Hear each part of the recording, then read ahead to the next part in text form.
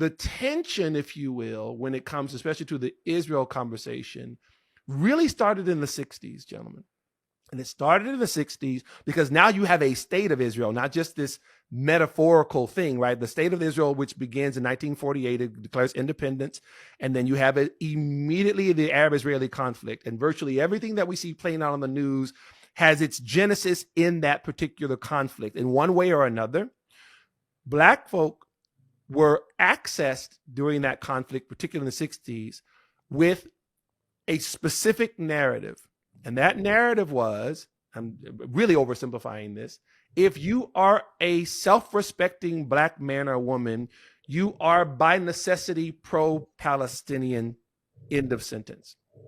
So that if there's any type of affiliation with, a connection to whatever, where the state of Israel are concerned, are those Jewish people, that then you were the sellout. This was a directed thing, didn't come from our community, mind you.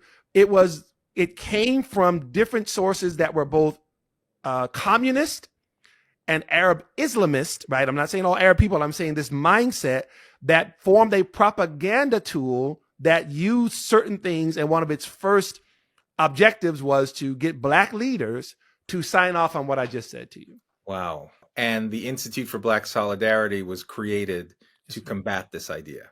To combat that, to inform, to empower.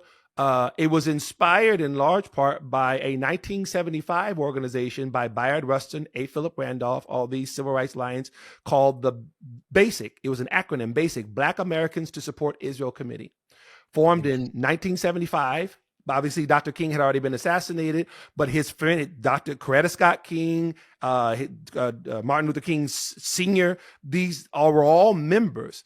These were all charter members of the organization, and they included everyone from sports to science. It was funny. Roy Campanella was a member. My goodness, Rosa Parks was a member. And you could name any famous Black person you could think of. They were all part of the Black Americans to Support Israel Committee.